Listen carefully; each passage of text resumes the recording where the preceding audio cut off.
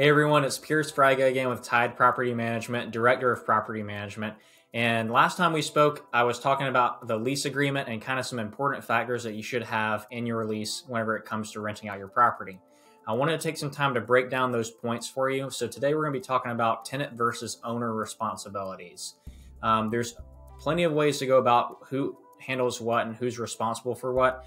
The worst thing you can do is go into a lease or into a rental agreement and just assume that things are going to be taken care of by one party or the other. So one of the main things we hear about are utilities. So are those going to be rolled into the rent, or are those going to be something that the tenant pays for on their own, separate from the rental price every single month?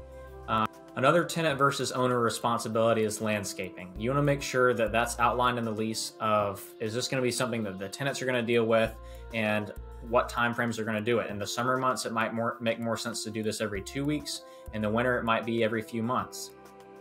If you live in an HOA, you definitely want to have this hashed out. You don't want to be charged for the tenants not cutting the grass. Oftentimes, the owners may take landscaping responsibilities on themselves and just roll it into the rent amount. Another one is appliances. You want to make sure that whenever someone's viewing the property, they know which appliances are going to be there and which ones aren't.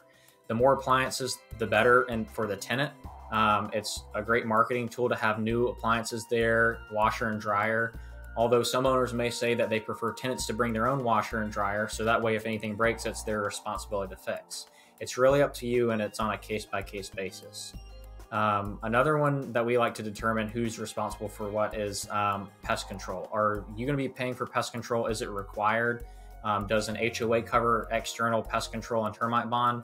All things that you should have laid out for you and your tenants.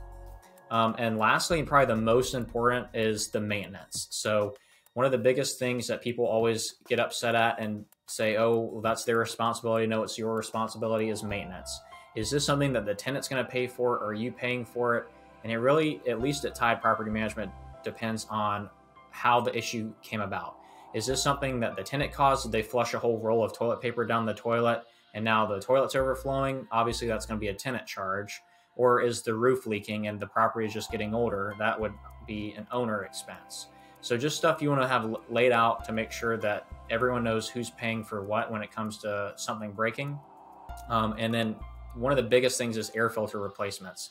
So at Tide Property Management, all of our tenants are enrolled in our resident benefits package, to where we'll send air filters out to the property every 90 days.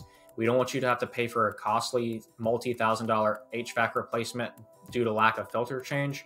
So we're going to make sure the tenants are changing air filters on a every quarterly basis. I hope this helped. These are just some of the basic responsibilities between tenants and owners.